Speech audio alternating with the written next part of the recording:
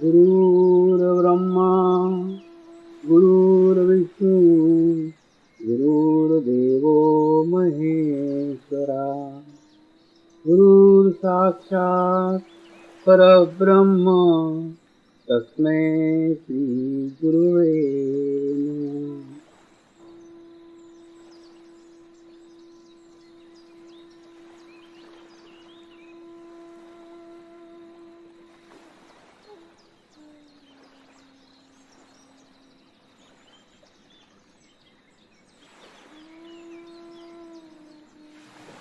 मेरे साथ ध्यान की शुरुआत करेंगे।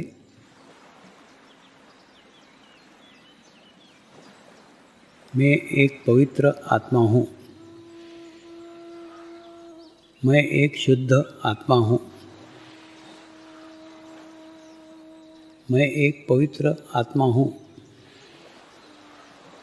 मैं एक शुद्ध आत्मा हूँ। मैं एक पवित्र आत्मा हूँ। मैं एक शुद्ध आत्मा हूँ। गुरु मंत्र का उच्चारण करेंगे। ओम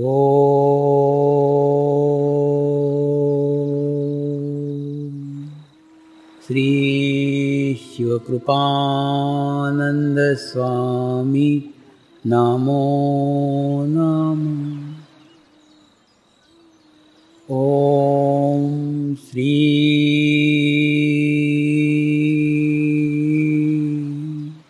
शिवकृपानंद स्वामी नमो नमः। ओम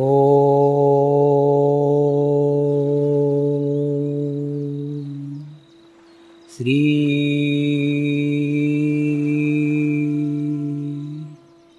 शिवकृपानंद स्वामी नमो नमः।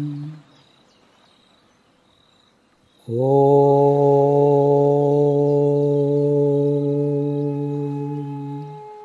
श्री शिवकृपानंद स्वामी नमो नमः। ओम श्री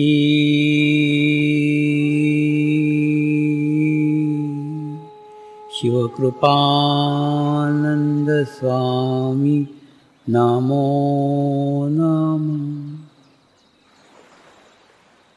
ओम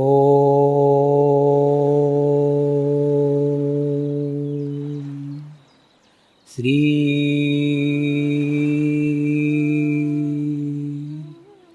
शिवकृपानंद स्वामी नमो नमः। ओम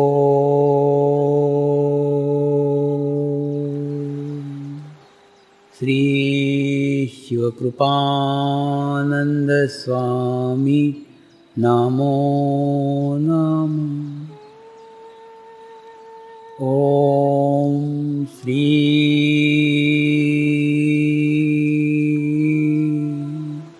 शिवकृपानंद स्वामी नमो नमः। ओम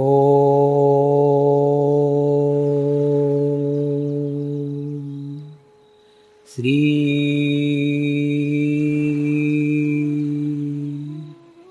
शिवकृपानंद स्वामी नमो नमः। वो हिमालय में लेके गए। एक नदी के किनारे हम दोनों जने बैठे हुए थे। उस तरफ वो बैठे थे, इस तरफ मैं बैठा हुआ था। और गुरुदेव ने कहा, लाखों लोग तेरे दर्शन को तरसेंगे, एक दिन ऐसा आने वाला है। और मैंने उनका मजाक उड़ाया। मैंने बोला, यहां तो कोई कुत्ता भी नहीं है। बोले, तुम हंस, लेकिन एक दिन ऐसा आएगा, और यह ऐसा जिस दिन आएगा उस दिन तेरे जीवन में मैं नहीं रहूंगा। और मैं मूर्ख उनको समझ नहीं पाया। मैं कहता हूँ ना, गुरु बोलता है अपने स्तर के ऊपर से, शिष्य सुनता है अपने स्तर के ऊपर से, दोनों के बीच में जीवन काल का अंतर रहता है।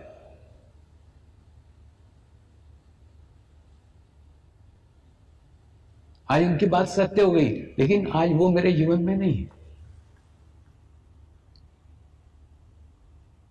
और दूसरा, मुझे लगता था वो झूठ क्यों बोलेंगे, होगा लेकिन शायद अगले जन्म की बात कर रहे होंगे, लेकिन इसी जन्म में घटित होगा, ऐसा नहीं लगा था।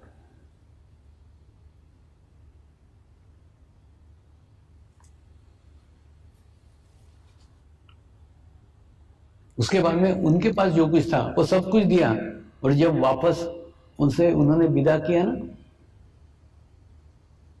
तब जैसे ही मैं उनके पैर छूने को झुका, उन्होंने मुझे आधे रास्ते में पकड़ लिया। वो बोले, मैं तेरे नाखून के बराबर भी औकात नहीं रखता हूं, तू क्या मेरे पैर छुएगा। मुझे और रोना आ गया कि मेरे को पैर नहीं छूने देते। और उन्होंने दूसरे गुरु के पास भेजा। वो गुरु ने पूरे यहां तक पानी में डुबो करके रखता था, रात रात भर डुबो के रखता था नदी में, डुबा करके उसने नाभि चक्र को विकसित कर दिया। सबूरी शब्द का अर्थ जीवन में वहां समझ में आया। लाखों लोगों को ध्यान सिखाया है, लाखों लोगों को अनुभूति कराई है, अनुभव कराए, वो करते हैं नहीं करते, उससे कोई निराशा नहीं है। मैं मेरा कार्य कर रहा हूं, वो मेरा क्षेत्र, मैं मेरे क्षेत्र में कार्य कर रहा हूं, वो उनके क्षेत्र में कार्य करते हैं।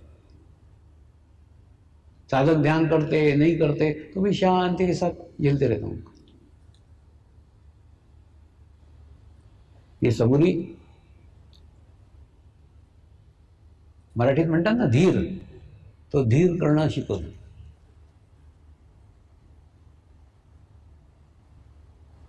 उसके बाद में जैसे ही समाज में आता था, 6 महीने समाज में आता था, लोगों को ध्यान सिखाता था, मेडिटेशन सिखाता था, फिर मेरे को लगता था मेरे में अहंकार आ गया, फिर मैं हिमालय में चला जाता था।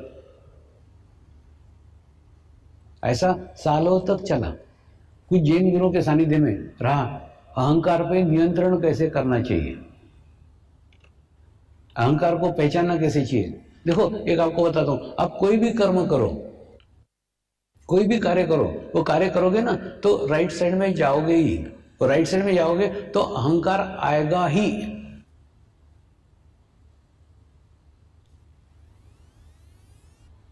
वो शरीर का खूब प्रमुख भाग है। तो जैन साधुओं के साथ में सीख करके क्या सीखा, अहंकार पे नियंत्रण कैसे करना। अभी अहंकार नहीं आता था ऐसा नहीं, आता था, लेकिन वो शरीर तक सीमित रहता था। वो अहंकार के कारण शरीर में तकलीफ होती थी, शरीर में गर्मी बढ़ती थी, शरीर में जलन होती थी, लेकिन चित्त तक नहीं आता था, चित्त को दूषित नहीं करता था। उतना करके सिखाया उन्होंने। तो ऐसा जब होता था तो फिर ध्यान के लिए चले जाते थे, फिर एकांत के लिए चले जाते थे, फिर हिमालय में चले जाते थे। तो ऐसा सालों से 6 महीने ध्यान, 6 महीने साधना, ऐसे चलता रहता।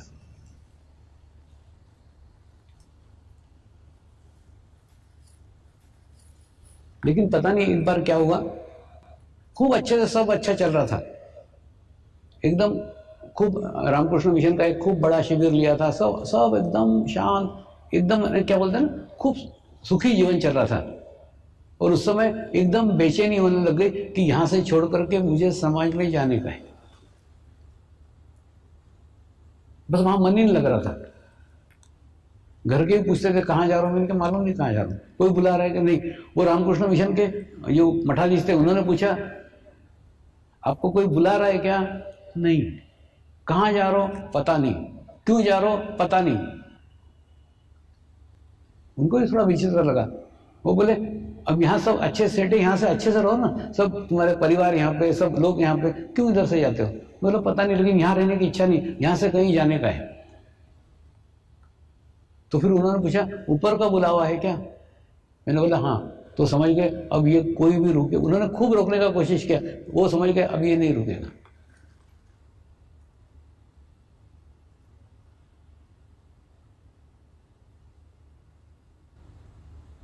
वहां से मैं नागपुर आया।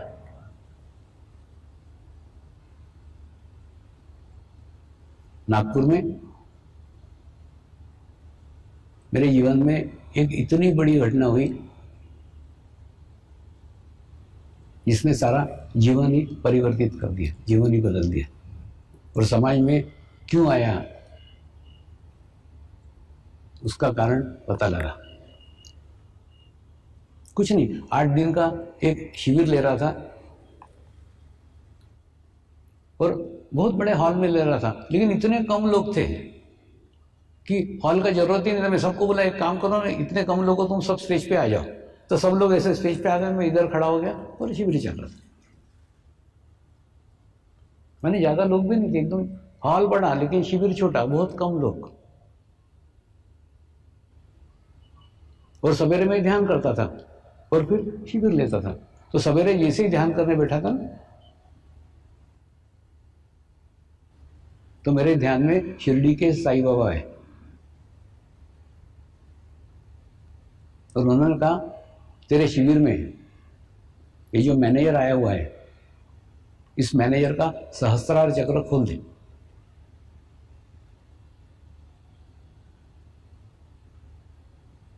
एक तो फिर ध्यान में मैंने मेरे गुरुओं से संपर्क किया। मैंने कहा मैंने शिरडी के साईं बाबा को याद नहीं किया था, मेरा उनसे कुछ संबंध भी नहीं है, कुछ जानकारी भी नहीं है, वो मेरे ध्यान में क्यों आए? तो मेरे गुरुओं ने कहा वो तेरे को माध्यम बना करके उनके भक्तों को कुछ देना चाहते हैं।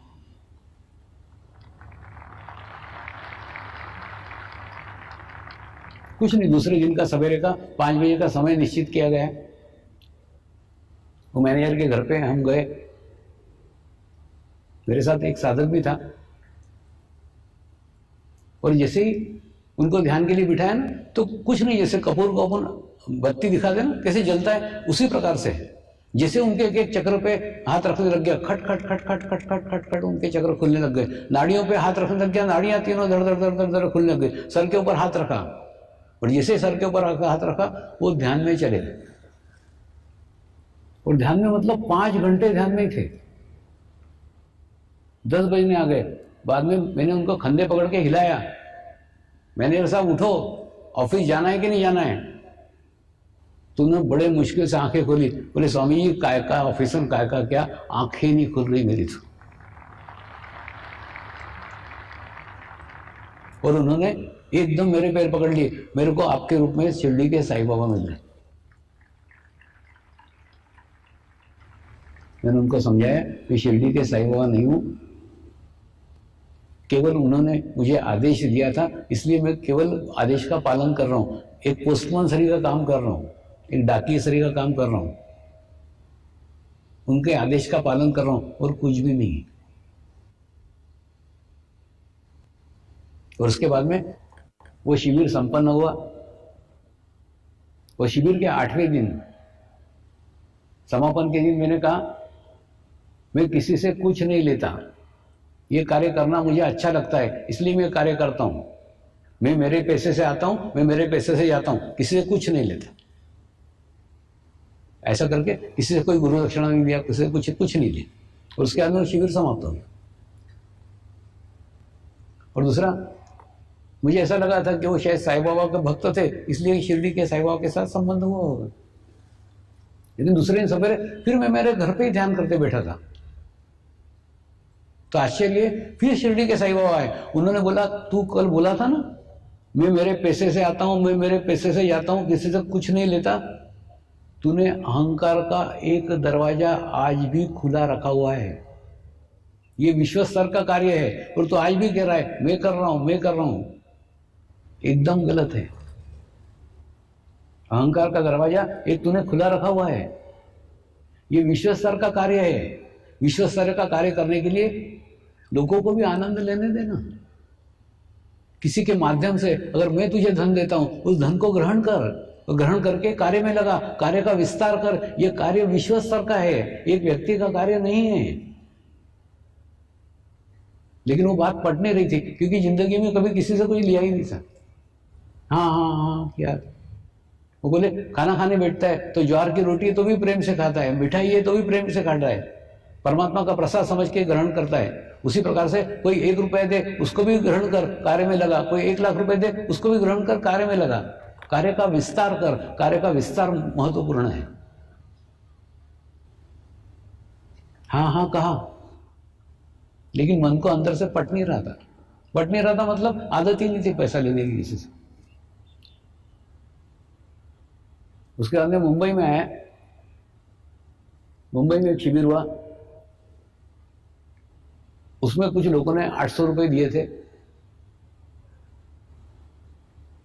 उसके बाद में 800 रुपए लेकर के प्रथम बार शिरडी आए। वो शिरडी आकर के यहाँ दान पेटी में डाल दिए, तेरा तुझको अर्पण। तूने बोला था लो, लिया, ये ले, तेरा तेरा वापस।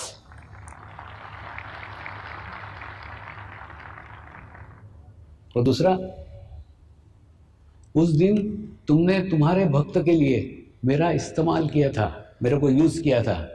आज मैं मेरा सर्वस्व समर्पण आपको कर रहा हूं, जो मेरे शरीर का उपयोग करना है वो कर रहा हूं। ऐसा करके मैंने अपने आप को पूर्ण समर्पित कर दिया।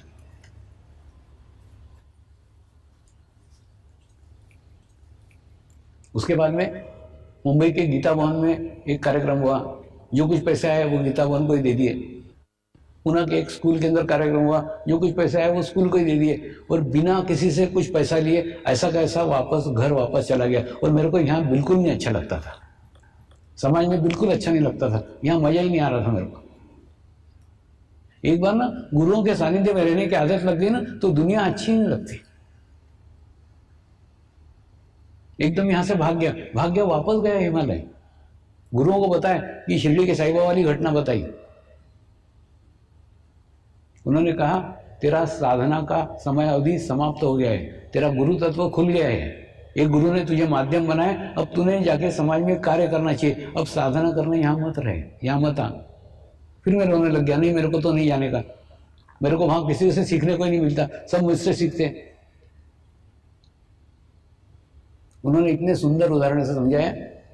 माँ जब घर में रोटी बनाती है ना, तो रोटी बनाते समय जो छाती पे लड़का बैठा रहता है ना, उसकी ना सोचती वो सोचती है जो खेत में लड़का काम कर रहा है उसको रोटी पहुंचेगी कि नहीं पहुंचेगी, पहले उसकी चिंता करती है। इसलिए उसी प्रकार से तू दुनिया के कोई भी कोने में चले जा, हमारा चित्त सदैव तेरे ऊपर रहेगा ही। ये मत सोच कि तू दूर चला जाएगा तो नहीं रहेगा, ऐसा नहीं। तो आज भी मैं महसूस करता हूं कि नहीं, कि मैं देखते रहता हूं कि मेरे पे चित्ता है नहीं होगा तो भी भाग के फिर वापस चला जाऊंगा। लेकिन उन्होंने समझ लिया इसको अगर किसी खूंटी से नहीं बांधा तो ये बार बार भाग भाग के वापस आ जाएगा। और इसके ऊपर हमने खूब मेहनत की हुई है, यही वापस आएगा। तो हमारे संस्कार का कार्य कौन करेगा? समर्पण संस्कार सर्वसामान्य मनुष्य तक दुनिया में कौन पहुंचाएगा? तो इसको वहां रखना अत्यंत आवश्यक है। इसलिए जब मैं दोबारा वापस आया ना, तो सबसे पहले नवसारी गया। नवसारी जाने के बाद में फिर वहां ऐसी खूंटी तैयार हो गई कि वहां से फिर वापस हिमालय कभी जा नहीं पाया। यानी मैं वो सिपाही हूं जो सीमा से अपने घर कभी लौट नहीं सका। दूसरा, घर में दूसरा विवाद खड़ा हो गया। घर में विवाद मतलब पत्नी दूसरों से पैसे लेने के सख्त खिलाफ थी। वो बोले किसी से कोई पैसा लेने की जरूरत नहीं, तुमको 500 रुपये महीना दे रहे हो, 500 रुपये में कार्य करो, हमको कोई कार्य वार्य नहीं बढ़ाने का, कोई विश्व सर पे नहीं जाने का, कुछ नहीं करने का, बस यहाँ पे चुपचाप करते रहो, बस जितना 500 रुपये में होता है उतना करो। मैं अपना टुन करता था कि वो शिरडी के साईं बाबा ने कहा है ना, लेकिन शिरडी के साईं बाबा उन्हें नहीं कहा होगा अपने को नहीं करने का, अपने को कार्य भी नहीं बढ़ाने का, अपने को कुछ करने का, कुछ नहीं करने का। ये 500 रुपये महीना दिया करो, वो 500 रुपये में जितना होता है उतना करो, बाकी चुपचाप घर बैठो। खूब 3 महीने तक इसी विषय पे विवाद घर में चलता रहा। और 3 महीने के बाद में मैंने पत्नी को समझाया कि एक काम करते हैं, अपन एक मध्यम मार्ग निकालते हैं, एक रास्ता निकालते हैं। अपन ना 3 महीने लोगों से पैसा लेंगे और मांगेंगे नहीं, लेकिन किसी ने खुद होकर दे दिया तो लेंगे और उसको कार्य में लगाएंगे। अगर कार्य का विस्तार हुआ तो शिरडी के साईं बाबा सही है, नहीं हुआ फिर बंद कर देंगे, फिर तू 500 रुपये दिया कर, फिर मैं वही कार्य करूंगा। पत्नी ने अपना भय व्यक्त किया, तुमने अगर लोगों से पैसा लिया तो तुम्हारा इतने साल की साधना नष्ट हो जाएगी, इतनी साल की तपस्या बेकार जाएगी। मुझे चिंता उसकी है, मुझे चिंता पैसे की नहीं है। तो मैंने कहा 3 महीना प्रयोग करके देखते ना। तो 3 महीने में तो सारी दुनिया बदल गई। 3 महीने में मुंबई में ट्रस्ट का स्थापना हुई, एकदम अपवर्ड ग्राफ चालू हो गया। 3 महीने में सारी दुनिया ही बदल गई। यही अनुभूति मैंने मेरे बहन को भी बताई थी। मैंने बहन को कहा था ये शिरडी के साईं बाबा की अनुभूति हुई है, ये अगर मेरी सिर्फ कल्पना है तो कुछ नहीं, और अगर ये सत्य है तो आज से मेरा जीवन परिवर्तित हो जाएगा, जीवन चेंज हो जाएगा। दूसरा, सचमुच बता रहा हूं, कोई संत, कोई सद्गुरु, कोई महात्मा, कोई पवित्र आत्मा, कोई शुद्ध आत्मा उसकी गरज के लिए, उसकी आवश्यकता के लिए तुम्हारे घर में आकर के रहे और किसी संत को तुम आमंत्रित करो, इसमें जमीन आसमान का अंतर है। नहीं, ये मैं मेरा अनुभव बता रहा हूं कि उस दिन उन्होंने उस मैनेजर के लिए मेरा इस्तेमाल किया, लेकिन उसके बाद में जब मैंने खुद ने होकर उनको समर्पित कर दिया तो उसका आनंद कुछ और ही था।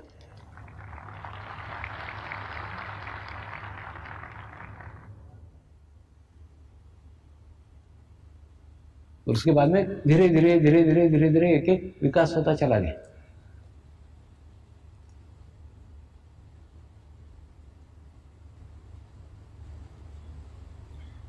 आवश्यकता है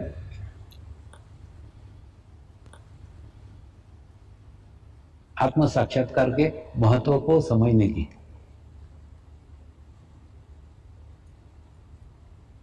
आत्म साक्षात्कार क्या है इसको समझने के लिए। आत्म साक्षात्कार होने के बाद में आपकी अंतर्मुखी यात्रा प्रारंभ हो जाती है। और दूसरा, देखो, अगर मेरे माध्यम से आपको मिलने वाला है तो आपकी खोज समाप्त हो जाएगी, आपकी भटकन समाप्त हो जाएगी, आपका ढूंढना बंद हो जाएगा, आपके अंतर्मुखी यात्रा प्रारंभ हो जाएगी। ये पहचान है, पहचान बता रहा हूं। और अगर नहीं होता है ना तो परमात्मा के उस माध्यम को खोजो जो आपको अंतर्मुखी यात्रा पे लेके जाए। आप किसी भी मार्ग से,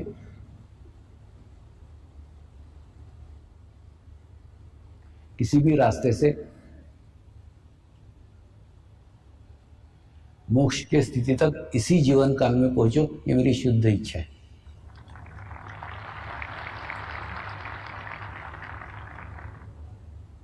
गुरु तत्व का चेहरा मोहरा अलग हो सकता है, गुरु तत्व का रंग रूप अलग हो सकता है,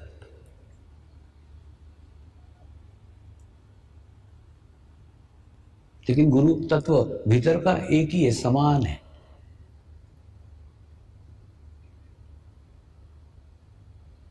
ये बात अभी मैं कह रहा हूं ऐसा नहीं, ये बात शिरडी के साईं बाबा ने भी अपने जीवन काल में अपने भक्तों को समझाया हुआ है।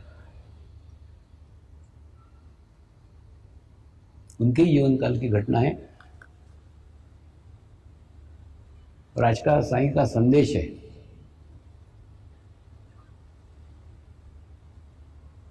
कि सद्गुरु के शरीर अलग अलग हो सकते हैं, सद्गुरु के शरीर से बहने वाला तत्व गुरु तत्व एक ही है। ऐसी घटना उनके जीवन काल में आई थी।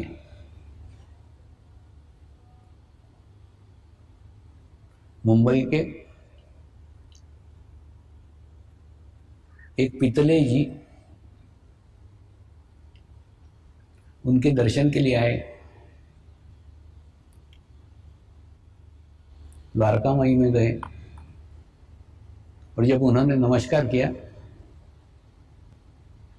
तो शिरडी के साईं बाबा ने उनको 3 रुपए निकाल के दिए।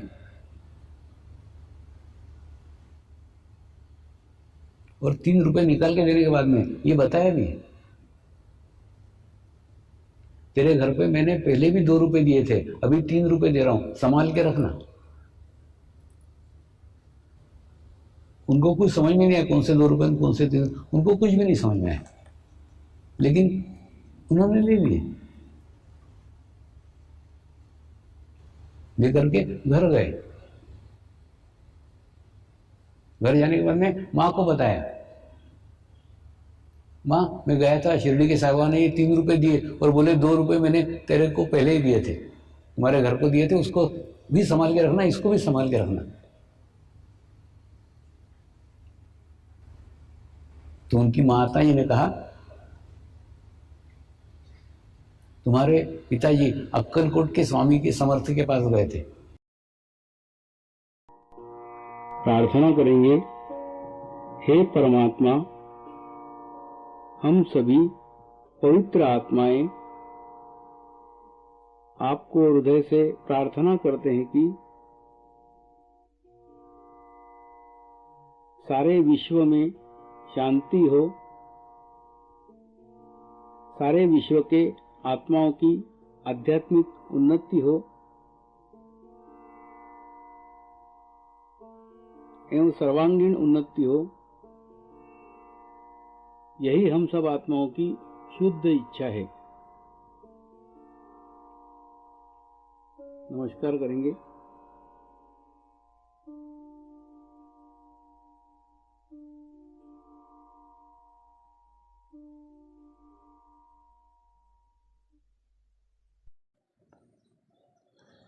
हे परमात्मा,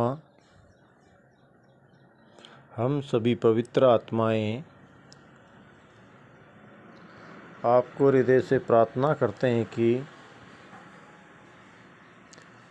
हमारे सद्गुरु श्री शिव कृपानंद स्वामी जी का स्वास्थ्य सदैव अच्छा रहे, उनकी आयु दीर्घ हो, यही हम सब आत्माओं की शुद्ध इच्छा है, शुद्ध इच्छा है, शुद्ध इच्छा है। हे परमात्मा, सारे विश्व में स्थापित होने वाली श्री मंगल मूर्तियों की स्थापना, श्री गुरु शक्ति धाम का निर्माण कार्य आपकी कृपा में, आपकी करुणा में, आपकी इच्छा अनुसार निर्विघ्न संपन्न हो,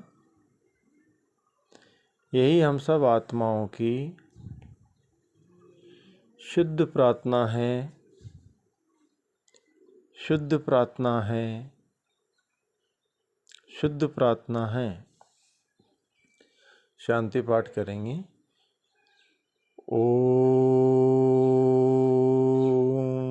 ध्यो शांति अंतरिक्ष ग्वम शांति पृथ्वी शांति आपः शांति औषधयः शांति वनस्पतयः शांति विश्वे देवाः शांति ब्रह्म शांति सर्वगं शांति शांति एव शांति सामा